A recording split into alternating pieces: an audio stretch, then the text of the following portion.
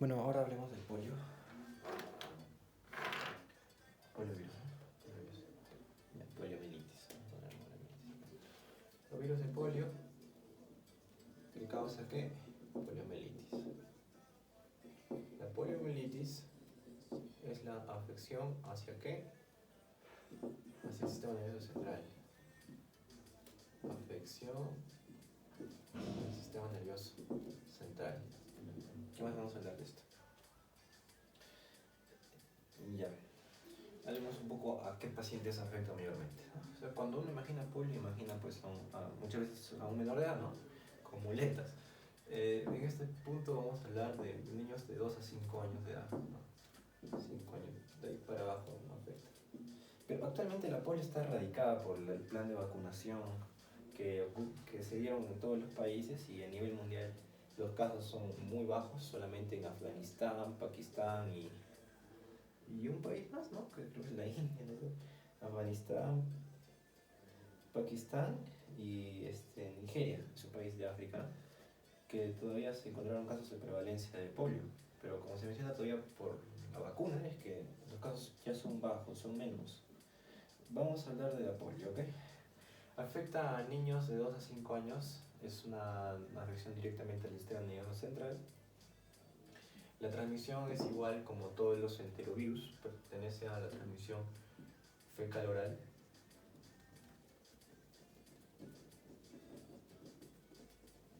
En este punto ya no vamos a hablar de una transmisión aérea como podría tener el coxsackie-virus A, ¿no? 16. Se previene por la vacuna, claro. ¿Qué más podemos hablar? De los serotipos, ¿vale? Este virus de la polio va a tener 3 serotipos, y esos serotipos van a corresponder a los virus a las proteínas víricas que contiene en su cápside, ¿no? O mejor dicho, ¿cómo se llaman? Protómeros, ¿no? Virus proteicos o protómeros. Vamos a tener entonces serotipos. Serotipo BP1, BP1, BP2 y BP3. De estos 3 serotipos, ¿cuál va a ser el más importante? O el más frecuente va a ser el primero, el BP1. El serotipo BP1 va a ser el más frecuente. Ok.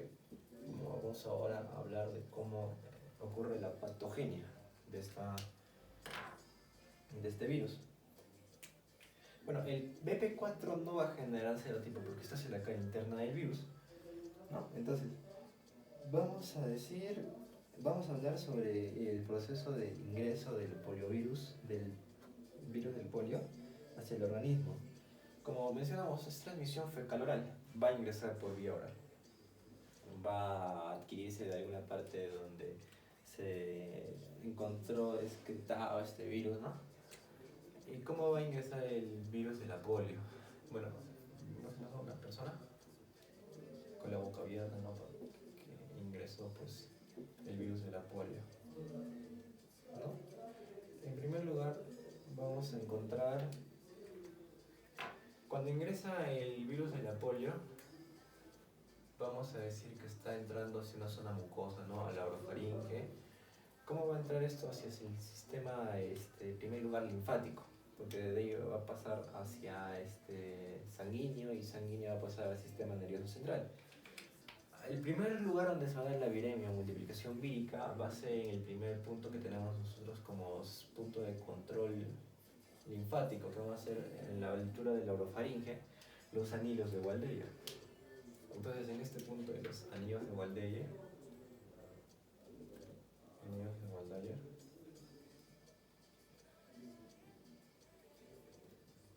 va a ocurrir lo que es la primera viremia, o sea, la primera multiplicación de virus.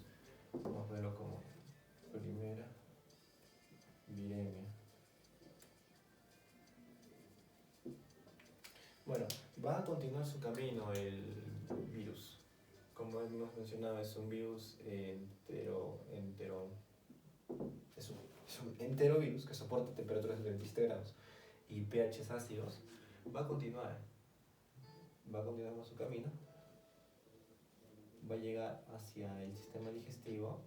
Como tiene la capacidad de aguantar el pH, la temperatura va a continuar, va a llegar hacia los intestinos, el intestino delgado, Y aquí vamos a tener hasta nuestro segundo punto de control linfático, ¿no? ¿Qué tenemos aquí? Vamos a tener a las placas de Peyer, ¿okay? En las placas de Peyer. ¿Qué va a ocurrir en las placas de Peyer? Va a ocurrir la segunda viremia, la segunda reproducción vírica que va a tener este virus. Bien, así que vamos a poner acá placas de Peyer. Placas de Peyer. Aquí vamos a tener a la segunda viremia. Okay, viremia. Ahora vamos a hablar un poquito más acerca de esto antes de pasar sobre la tercera viremia, porque hay 3 viremias para la polio. La tercera ya llega al sistema nervioso central, pero hablemos un poquito del nivel de los intestinos. ¿Por qué? ¿Cómo ocurre la fisiopatología de la adhesión hacia los enterocitos por parte de la polio? Digamos que este es el virus de la polio con sus protómeros, sus proteínas víricas, BP1, BP2, BP3 y BP4 es la parte interna. Okay. Digamos que el virus BP de polio afectó en su serotipo más frecuente, que es el BP1. Okay. Entonces vamos a decir que este es el virus que tiene el BP1 como su proteína vírica principal, que va a interactuar con el enterocito, el receptor, ¿no? Que va a ser el enterocito. Este enterocito va a tener unos receptores que van a interactuar con los BP1. Ese receptor va a ser el C155, sí, 155. 155. Este va a ser el enterocito.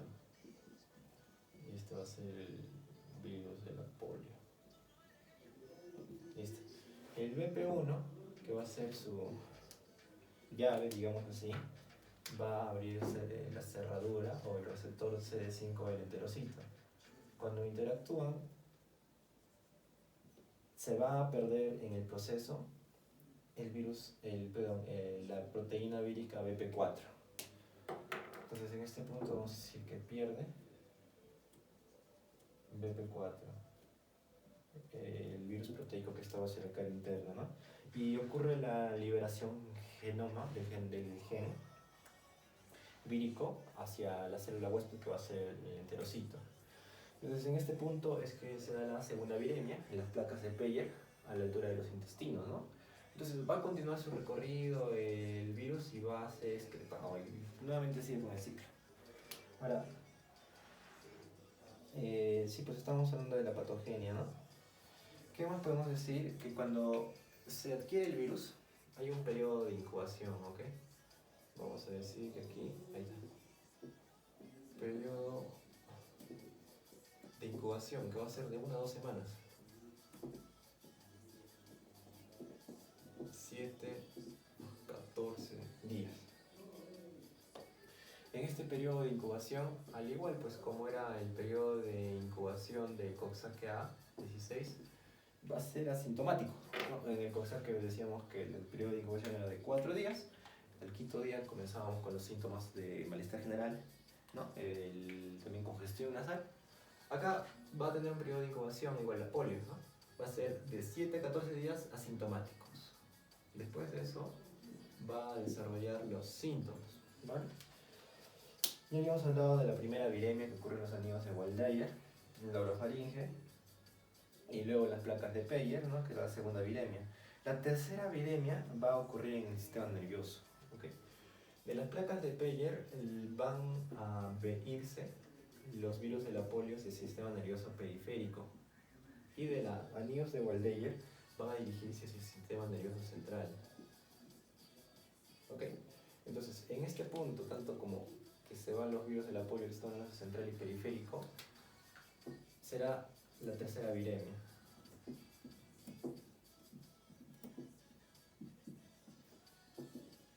Tanto para ambos lados. Aquí va a haber un punto muy importante.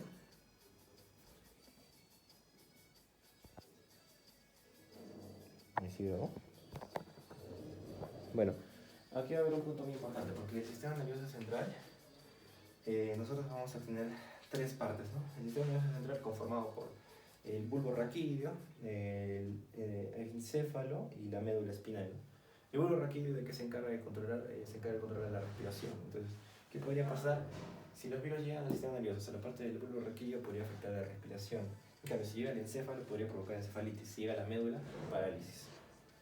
Así es como se desarrollan pues, los síntomas típicos de la enfermedad de la polio, ¿no? Entonces, en el sistema nervioso puede afectar tanto al bulbo raquídeo, podría afectar al encéfalo, podría afectar por último a la médula espinal. No sé si se nota. Sí se nota, sí se nota. Ya. Entonces, en este punto podemos ir diferenciando los síntomas que puede provocar en cada uno de los lugares. Acá afecta la respiración.